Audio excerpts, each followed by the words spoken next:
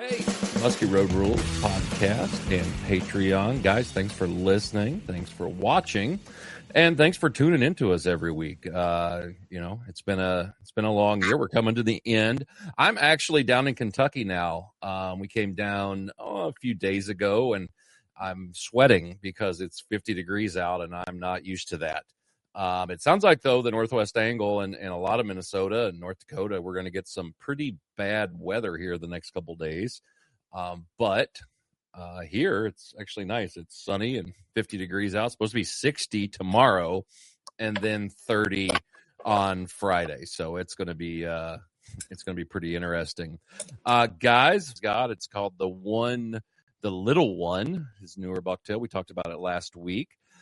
And one of his 2026.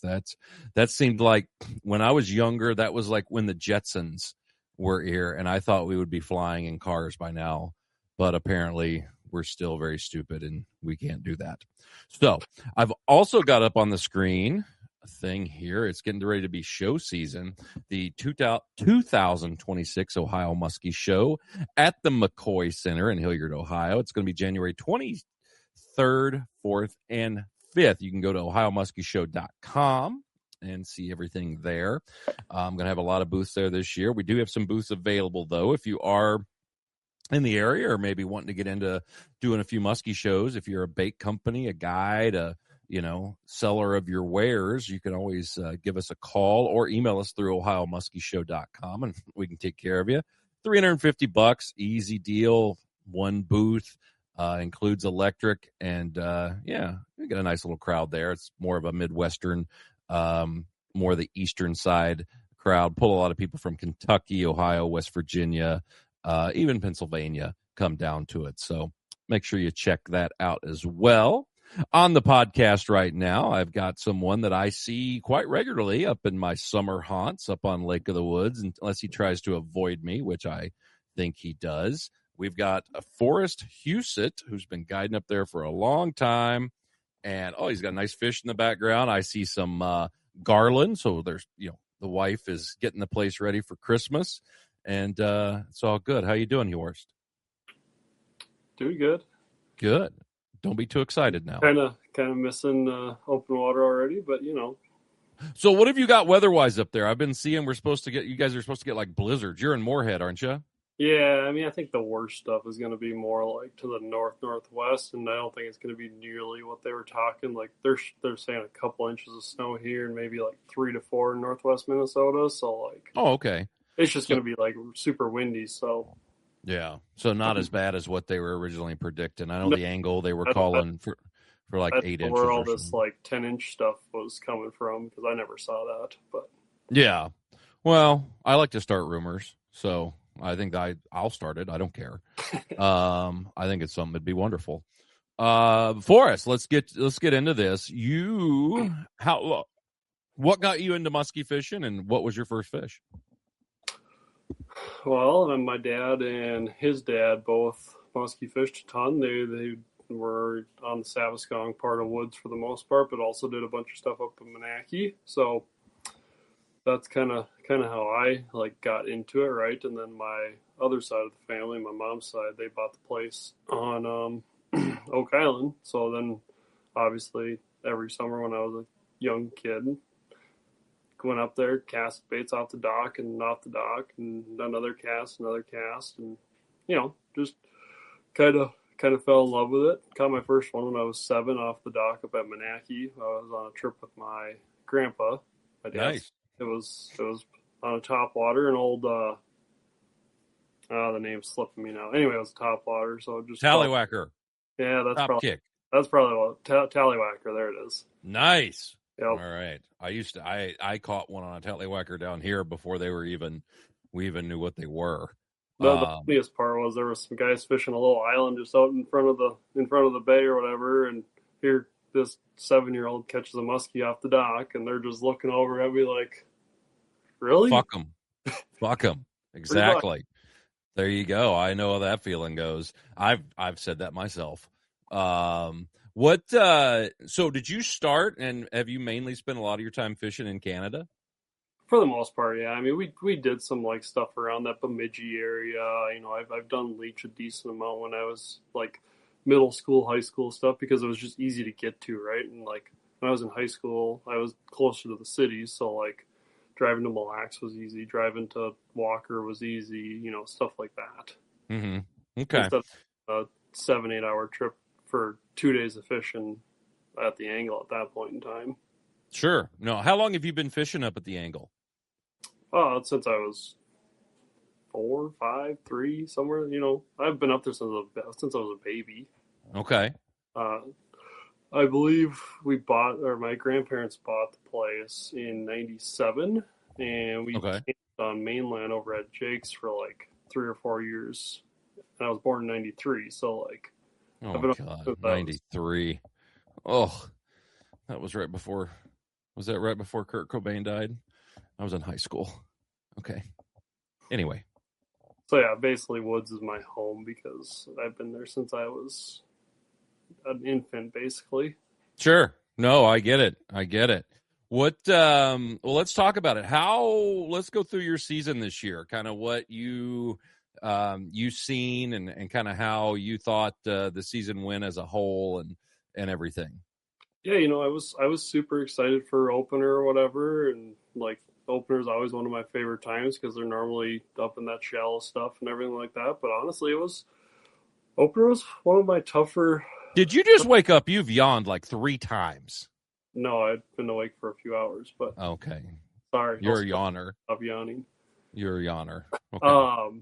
But no, like my like opening day is like it was tough. Like you were barely seeing a couple fish or whatever. Like there was no fish in the bays. Like I think there was one day we caught a fish and we never even had a follow, which I can't say that I've had a day like that on Woods in a very long time.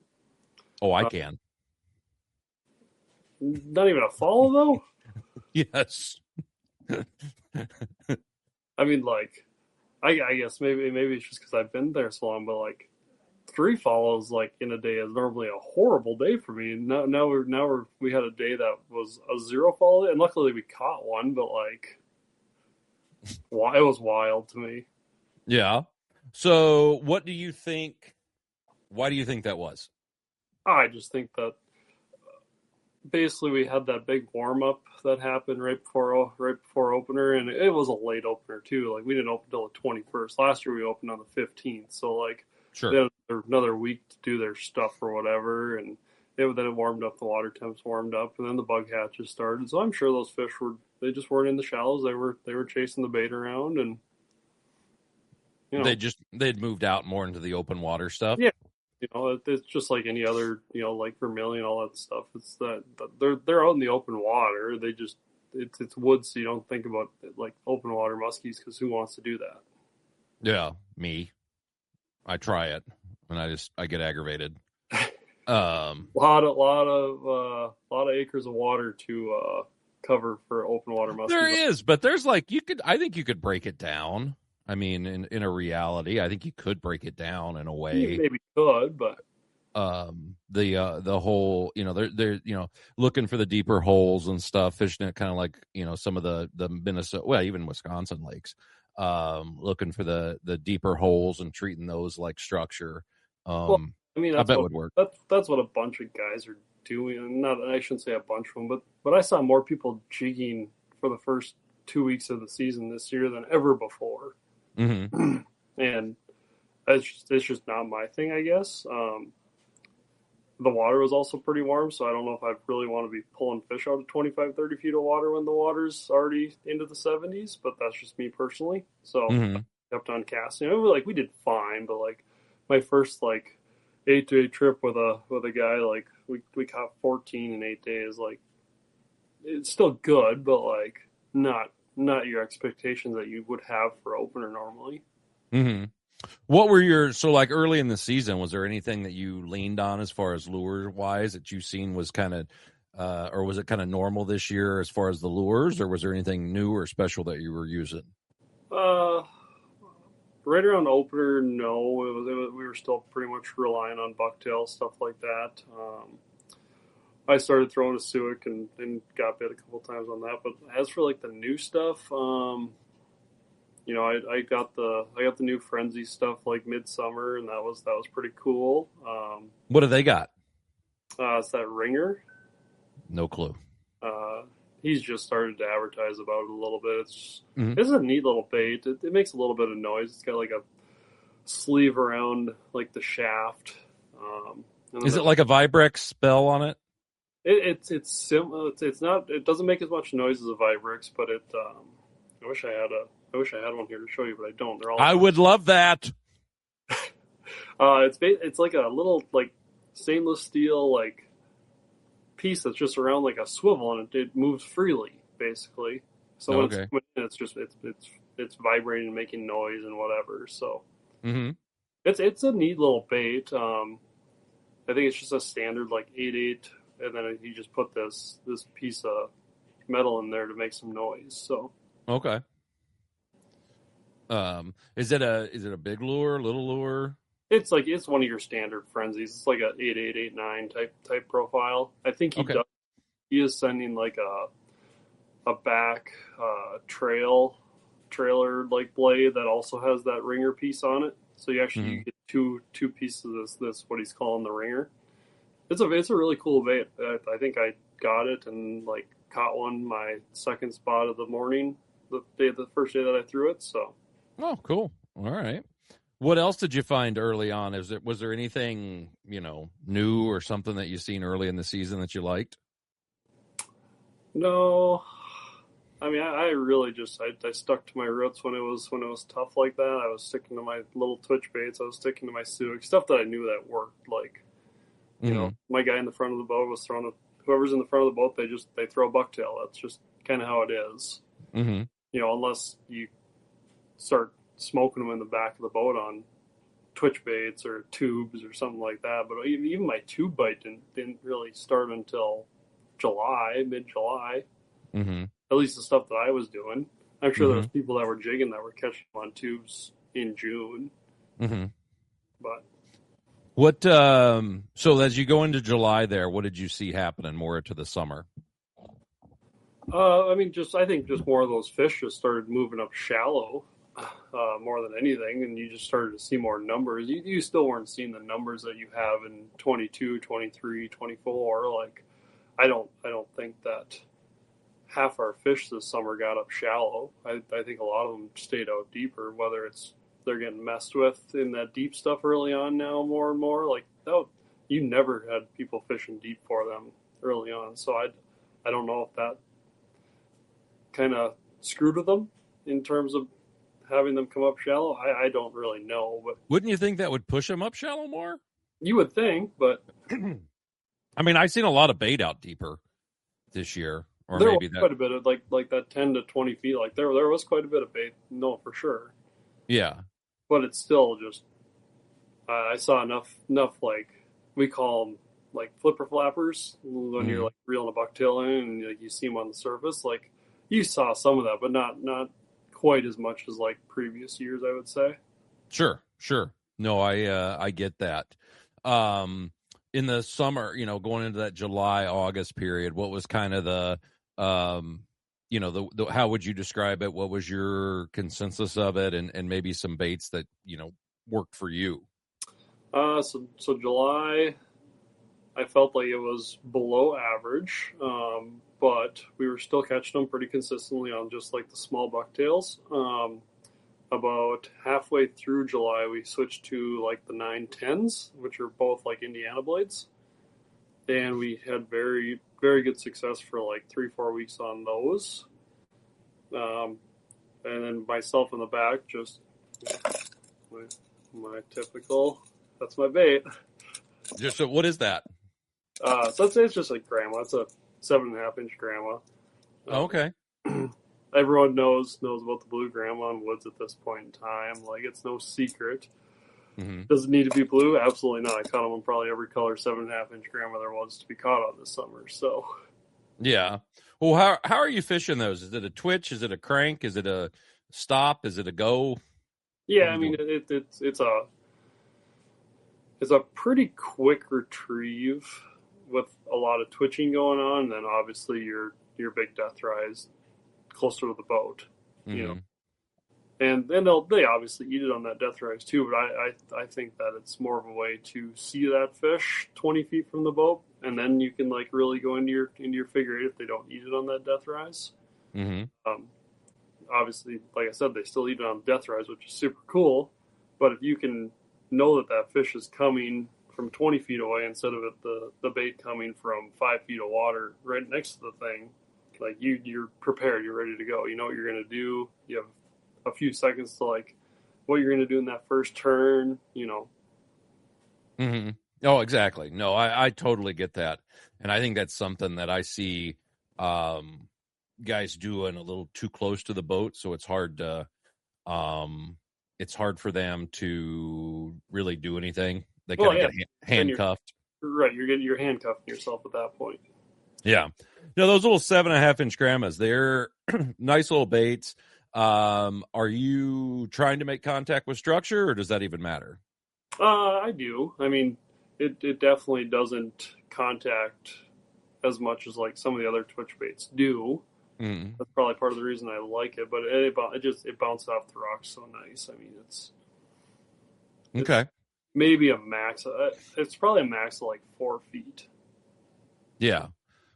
They don't get down very deep. We twitch them down here quite a bit. Now, when you're saying twitch, because that's a thing, you know, I got a buddy down here, Pork Chop. His name's Pork Chop. Not his. That's not his legal name, but it's what everybody calls him. And he twitches like crazy. Bait, not himself, and he does all in his wrist, right? Just bang, bang, bang with the wrist, moving the rod, just like this. No pulls, no pops. It's everything in the wrist. Is that what you're referring to, or are you doing like pull pause? Honestly, I would bet that my twitch cadence varies every single time. It's a, you know, sometimes you're just little short ones, then you're a couple bigger ones, and sometimes you might like do an up whatever, like halfway back, and then get it back down. Like, sure, okay. Well, that's what I was curious about, because when guys say twitch, I mean, there's a lot of different ways that they do it. I know I'm really big on up twitches. I have no idea if that's good or not, but it's something that I've done. It's my friend Kevin Nash from Aurora, Illinois, who throws a 10-inch jake more than anybody that I know. Kind of taught me that. It also has really helped with my soft plastic fishing. I've caught a lot more fish soft plastic fishing because of that. And I was just curious. I mean, it seems like with up twitches, you get a wider, it flares out a little better. And you can keep that bait right in a zone and not move it as far forward as you do with other things. Because it's a very slack line twitch is what I like to do. So I was just curious. I've had people, you know, guys always say, you know, oh, I like to twitch, and you see what they do, and it's not twitching, it's pulling. And I'm always curious. So the one that I like use this summer, where if you like doing your like up twitching or whatever, would be that new Kramer crank. Yeah. I felt like with that one, like I couldn't run that bait the same way that I would run like my grandma's and stuff like that. I felt like you almost had to work that bait like you were working a tube, like up ripping it. Yep. And I felt like that's how you really got that thing to like move left and right. Sure. No, it definitely did. And that bait got a lot deeper than like a traditional grandma or something like that. That bait would get down a little bit. Very cool bait. I mean, once you had to figure out like how you needed to work it, because I didn't think that bait going down 7 to 10 feet just normal cranking twitching was really the right way to do it. And then once we kind of figured it out, keeping that thing in that 4 to 5, 6 range, you know, like that was kind of the deal with that one. Okay. And you like that because of the water you're fishing? You know, are the shallower water, or it just seemed like it didn't matter how deep a water, that was the sweet spot? Yeah, we weren't seeing like fish coming up from way deep on those things, I guess. I would rather have that bait going 2-3 feet over that fish's head, where they you know they can be there in 0.1 seconds, you know, rather than like whatever trying to run that bait along the bottom. Sure. 8-9 feet, and you could be hitting rocks the whole way. You could be making contact, but you're not doing anything. Sure. Do you think those fish in Lake of the Woods eat a lot of crayfish? They do, yeah. Because I don't know if you've noticed, there's usually a week period in July that they're shitting crayfish. Like you take them out of for a picture, and like you have orange all over your boat. Next thing you know, or if you see their lips, they get like red spots all over their lips. Mm-hmm. They're eating crayfish. Herpes. I just assume it's herpes and go with it. I just assume it's sores, and it's gaping mouth sores, which is what I like to describe it. I also call that college. Yeah, I was always curious. I thought they did. I figured they did. There's so many crayfish in that lake, which they just, when you see a lot of crayfish like that, I assume that the fish are definitely eating them, and it's something that will. Who would have thought that like a muskie is going to waste time on a little crayfish or whatever? But they definitely eat them. There's no doubt about that. No. I'm sure that it's just an opportunistic whatever meal. They probably scare one of them. He scurries off, and they react and just eat the thing. Right.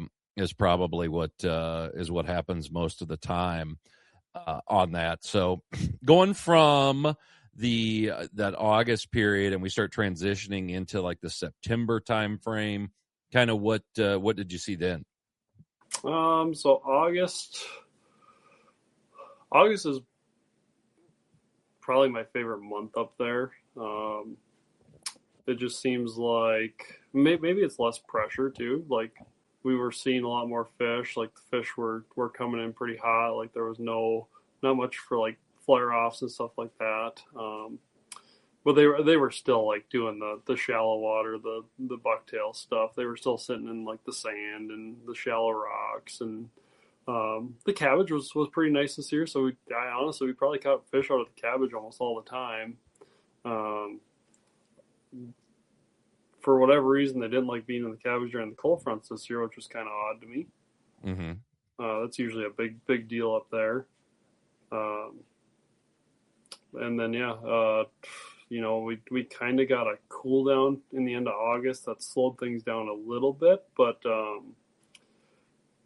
I had a 10-day stretch in September right before it got cold. So this would have been 8 to 17 probably, somewhere in that time frame. And I think in the 10 days we caught like 40 fish. Yeah. It was bonkers. I mean, we just had a really good pattern going on, a really good bite going on. And I don't know if there was like bait-wise if there was a pattern, because I think we caught them on almost every kind of bucktail. We caught them on almost probably 3 different kinds of topwaters. I was catching them on spinner baits. I was still catching them on twitch baits. Probably caught a couple on tubes, something like that still. Mm-hmm. Was it a structure thing, or was it a water depth thing, or? No, I think they just like, I think they can't, like, a lot of those fish just decided they finally came up shallow. Like that water stayed so warm, right? So like one of my complaints about the summer of the July thing was the smoke. Mm-hmm. I truly believe that's. You think smoke. they have black lung? Well, no, I think that's. I think I have black lung from it. Yeah, well, we probably do. I know there was guys that were like quitting halfway through the day because they couldn't deal with that smoke. But I think that smoke just screwed that sun penetration up so much that I just don't think the water like got warm enough for them. So they just kind of hung out too. So you like, when you talk about hot, because I think I hate hot water. I've avoided hot water my entire life if I could. But up there, what are you calling warm? Like that 73 to 75. Like we didn't see much of that during June. Like it would get to like 71, 72, and then overnight it would cool down to 68, 69. Okay. We've had a really hot stretch. It would have been the last week of July or the first week of August, where I remember it was really hot and it was like sunny and flat calm, and I was finally like, oh, the water's like getting to where we need it to be. and then it like cooled off, and we just kind of maintained that like 73, 74 for the rest of the season. And then we had that cold front happen the first like 3 or 4 days of September, and then we got warm again, where like I was in a t-shirt or a solar flex or whatever for every day of September, which is insane. Mm-hmm. Like normally you'd start to wear hoodies and stuff like that in September, and that water just stayed so nice in that like 73, 74 range. That's just that's my jam. You like it when it's that warm, huh? Up there for sure, yeah. Huh. Okay. I was curious because I love cold fronts, and love 60s. See, and like cold front, like I used to love cold front. I'm not saying that I don't still love cold fronts because I do, but like I said, my weed bite on a cold front day this year was not very good. So, Okay. Well, that's I've always been curious about that and kind of seeing, because I know a lot of guys up there. Oh, I wish the water would warm up. I wish the water would warm up, and I don't know what warm is up there. I guess that's my thing. Because I hate like 75, 76 degree water. I always get nervous around that. I don't think we want it getting warmer than that, because then you start to deal with other issues that whatever. But like I do think that like 74, 73, 75, I think like that's a big deal. Yeah. You think that just fires them up, or that? Yeah, I don't know. I think or puts them on the structure where you want them to be. Yeah, whether it's firing them up more, or if it's getting them up just a touch shallower, where we're making contact with more fish. Maybe that's what it is. But it just seems like that mid 70s is just that's just always been a deal. Okay, and that's well, that's good to know. I'm writing this down. You can see me. I'm dictating all of this. So September, it was warm. In September, I know we had, towards the end there, we went to that PMTT down in Iowa, and it was like 90 down there. It was ridiculous, and I think it was still pretty warm up in the angle towards that latter part of September too. If I remember right, there was a few little cold front days there, but not many.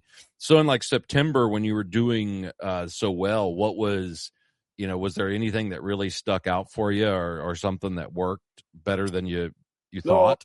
I think I was just like I was going to my stuff that I absolutely love in that July August time frame. I was fishing all of that in September, and like for whatever reason, all these fish just finally showed up. Like there's a bar that I have up there. I have one too up there. Well, yes.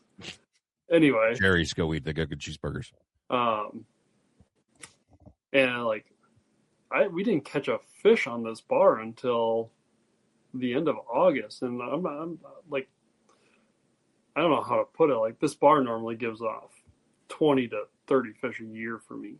Mm-hmm. It's just crazy, and for us not to catch a fish on that bar until the end of August just blew my mind. I mean, we weren't even seeing them there. And normally, like, you would see them, like, at least on side imaging or something like that. You'd be like, oh, there's one here, there's a couple here, whatever. We'll come back at sunset or whatever. And, like, super, super awesome, like, morning and last spot of the day, like, type spot. You would almost always, like, see a fish or probably get a bite. It's that good of a spot. And it just isn't happening this year. Huh. Well, that's, the other thing, I mean, I'm still learning up there. This will be my 4th year fishing it, and I've told you, I think that, and I've always thought this, it's why I've always avoided it, but now I'm kind of jumped right into it. I think shield lakes are by far the hardest lakes to fish for muskies. They're not in my comfort zone. They are it seems like they're very hard to pattern for me. And this year I thought was, there was good times, there was bad times, there were all kinds of times. But it seemed like the fish moved a lot.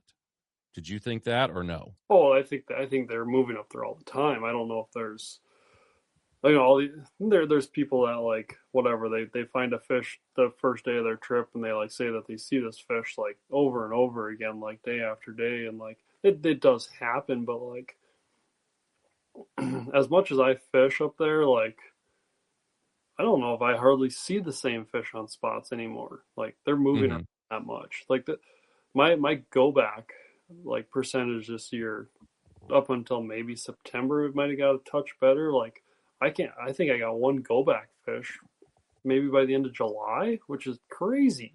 Hmm. I mean like you'd see like a 48 incher or something like that and then you'd leave that until your last spot of the day or maybe you come back on a moon and like nothing there, or there'd be like a smaller fish there or something like that. So I do Hmm. think these fish are moving a ton up there nowadays. Sure. I don't think that they sit. I don't think they sit like they used to back in the good like cabbage days. You know, back in the good cabbage days, back when a certain saddle had some cabbage in it, like you'd see a 50 incher there, and you'd come back on it the next day, and that 50 incher was still there, or that evening that 50 incher was still there. Like you don't see that as much anymore. Hmm. Whether it's the cabbage loss or not, I don't know. But yeah, though these fish are moving around just a ton nowadays. So it's more about finding like those spots that these fish are using all the time. If you're finding multiple fish, like you just want to keep pretty much fishing that. Like you're gonna catch them at some point. Sure. No, I get it. What did you hear this year on the lake? I mean, I know you talked to guys all over it. Um, did it sound like everybody was kind of going through the same thing from the different sections of the lake? I mean, Lake of the Woods is huge. There's multiple areas there that, you don't fish all, it's not like you can cover the lake in a day. What did you hear? I definitely heard more struggling than good. Hmm. Um, Whatever you go to the bar after you get done for the day and you get some people that come up to you and like I don't know what the group was. I know they were a Muskies Inc. chapter or whatever, and there was 12 guys or something like that, and they caught either 7 or 9 fish in a week for 12 guys. I mean, like that's tough because that's not even everyone catching a fish, and now you say they caught 9 fish for the group in a week. Say one guy catches 2 fish, well now only 8 people for sure caught Hmm. a week. You know, Sure. so I mean, the guys were definitely struggling. It wasn't just that group of the Flatlanders. They struggled. You know, yeah, I don't know. A lot of struggling in July. August was a Hmm. little bit better, and then September, like you don't really see much for guys musky fishing minus you, me, and some other guides up there. Maybe a few regular boats. It kind of slows down, and then that October time frame, it gets kind of busy again. Yeah. Yeah. Now, October, I thought it was warm that It was first a little part warm. till I left. I left like on the 10th and it was friggin' hot. Yep. Um, that, Yeah, it stayed in the 60s basically from the end of September through like the first couple weeks of October. Just kind of stayed in that like mid to low 60s. and it was windy. It Whew, was. I'm tired of the wind. Everybody says, "Oh, the wind's your friend." Well, then you've never fished in the wind, because it's never been my friend. Well, Um, I mean, that's probably why I don't see as many people every day either. I'm probably out in the wind consistently. Yeah, if there's wind, I'm gonna go find it. Like yeah. I also Well, that don't see really as many boats because of it. So sure. No, I get it. Well, you had enough wind. You had plenty of wind because it was cranking there in that time of year and stuff. But how did you end up there in like October? How did you think that went? October was all right. My most hated water temp on that lake is in the 50s. I hate it. Why is that? I feel like those fish are just like in the worst mood possible. Like you might get some like light side imaging follows, stuff like that, throwing rubber and stuff like that, but God, they just don't want to freaking bite. Is it more that you think the fish are super scattered too?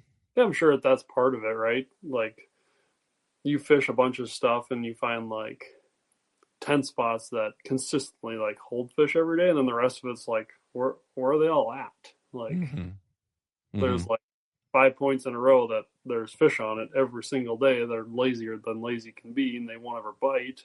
And then Mm-hmm.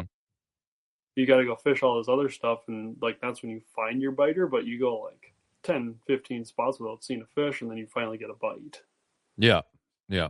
All right. I just assumed it was, I mean, I always assume that in that 50 degrees, especially in the fall like that, I think they're just traveling, swimming more than they Oh, ever had. it is the worst water temp on Lake of the Woods. And like it just started to hit my last like week and a half of the season. It like got down to like that 51 to like we were finding 51 to like 48, and Mm-hmm. stuff started to happen. Like Yeah.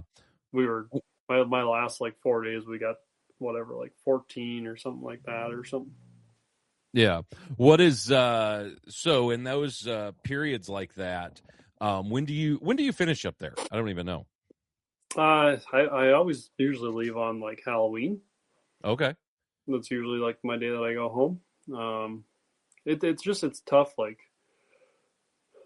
I probably turned down a couple bookings this year into November, but like it's so hard to tell people that we're gonna be fishing in November. Like we've been frozen out by October like 22nd a couple times. Mm-hmm. So like you don't. This was probably 2015, 16, 19. I think the last like time that we left in early like around that 20th of October was 2020 or 2021. We left. Mm-hmm. We started to like freeze out.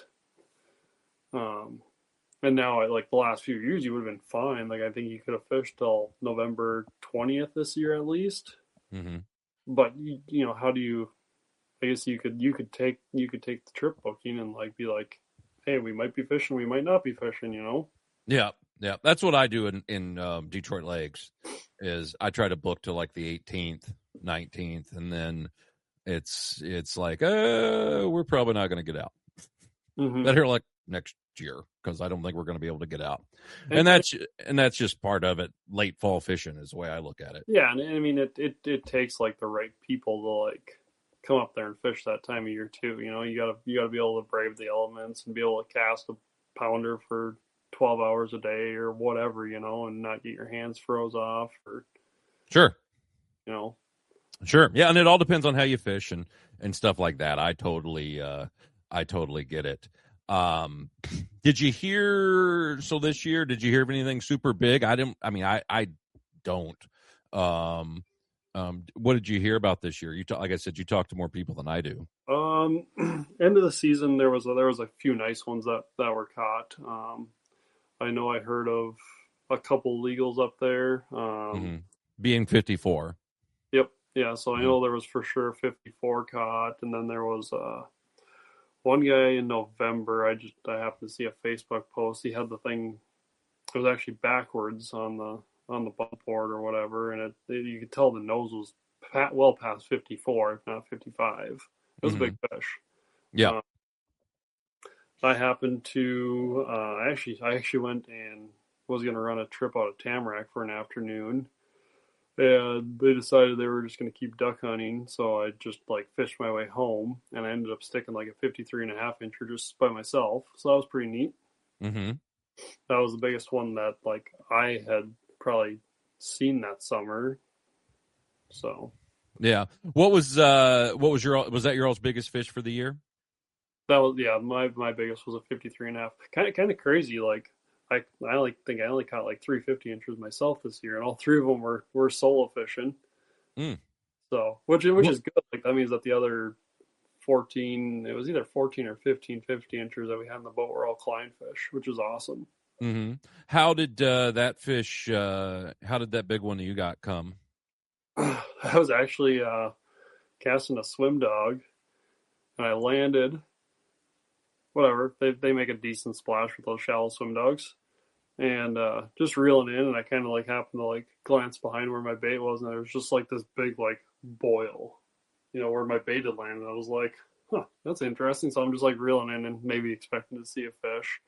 Nothing shows up, so I literally landed right in the exact same spot with my next cast. Like two cranks that just ate the whole thing. Oh shit! Well, that's cool. And that you like, you've been doing pretty good with swim baits. You like swim baits up there? Yeah, not bad. Yeah. It's a nice little change up in the back of the boat for me every now and then. Yeah. Well, they don't pull hard. That's the nice thing. That's the nice thing about that.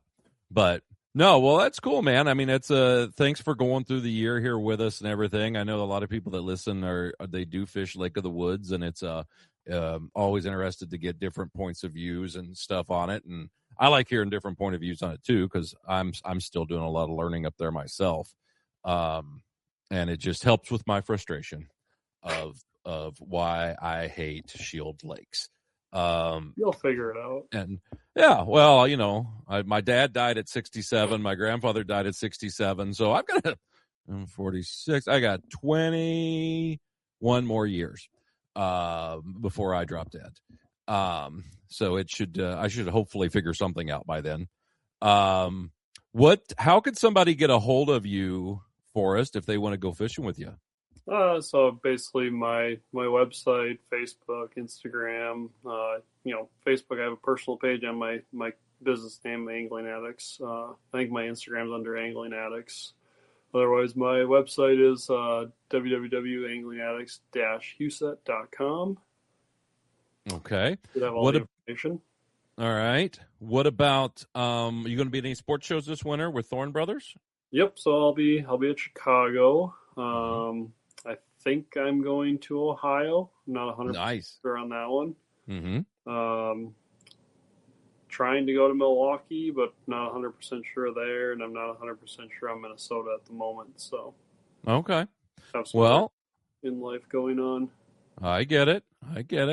Well, I think I really appreciate it, Forrest. Thank you for coming on. Guys, if you want to check out Forrest stuff, make sure you check that out.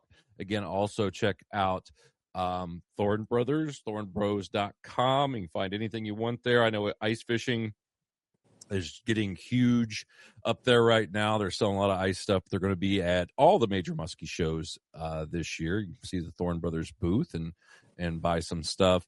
And finally, check out some Gill products. I've been wearing their rain suits now for a couple of years.